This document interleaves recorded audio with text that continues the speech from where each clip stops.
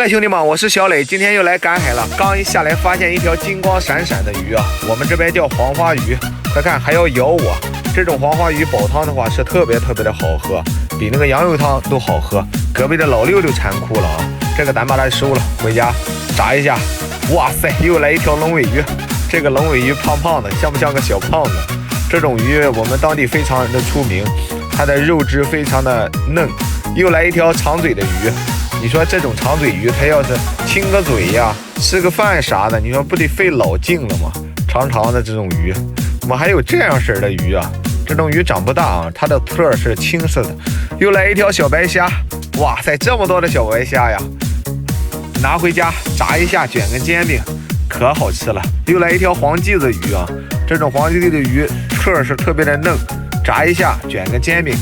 特别的好吃，太小了，放掉它。又来了大白虾，快看，蹦得特别的花儿，把你带回家，给你炸了。啊妈呀，又发现一条小河腾鱼，这个河腾鱼，来，给大家生个气来。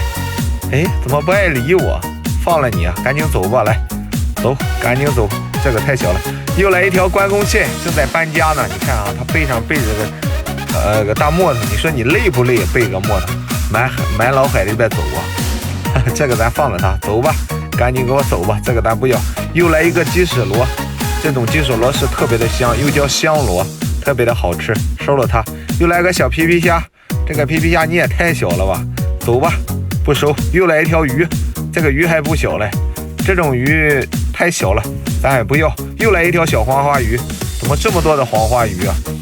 你们喜不喜欢吃黄花鱼？都来我家吃啊！哇塞，又来一条小河豚鱼啊！